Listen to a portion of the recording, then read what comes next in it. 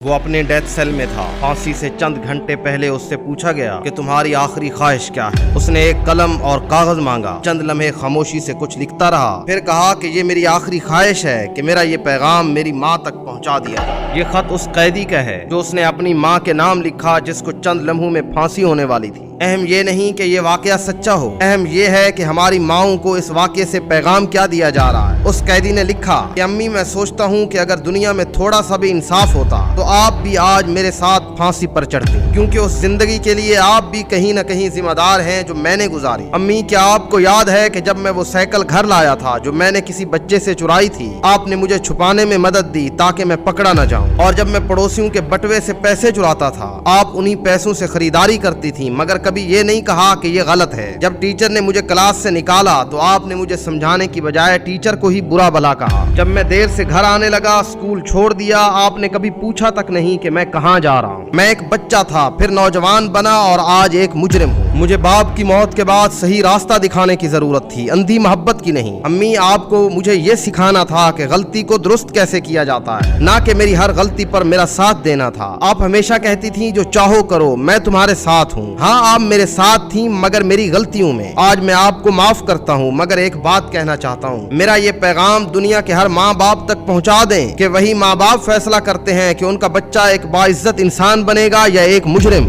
ایک نیک فرد بنے گا یا معاشرے کے ماتھے پر ایک داغدار گنہگار بنے گا۔ امی، شکریہ مجھے زندگی دینے کے لیے، اور شکریہ اس زندگی کو ضائع کرنے میں میرا ساتھ دینے کے لیے۔ اور آخر میں اس نے لکھا کہ آپ کا بیٹا ایک مجرم جو آپ کی غلطیوں کی وجہ سے چند لمحوں میں پھانسی چڑھ جائے گا۔ یہ بات ہر اس ماں کے لیے ہے کہ جب باپ سختی کرنے لگتا ہے، سبق سکھانے لگتا ہے، تو وہ بیچ میں کھڑی ہو جاتی ہے۔ جب اسکول سے ڈانٹ پڑنے لگتی ہے صحیح بات پر، غلطیوں پر اور کوتاہیوں پر، تو وہ اسکول جا کے بچوں کے سامنے ان کے ٹیچرز کو ذلیل کرتی ہیں۔ یہ نصیحت ہے ہر اس ماں کے لیے جو گناہ میں اور غلطیوں میں اور جرم میں اپنے بچوں کا ساتھ دیتی ہے۔ یاد رکھو کہ تم اپنے بچے کی زندگی کو تباہ کر رہی ہو، اور اس کا حساب صرف بچے سے نہیں تم سے بھی لیا جائے گا، اور میں یہ سمجھتا ہوں کہ وہ اپنے مرنے سے پہلے تمہیں اس کی سزا دے کے مرے گا۔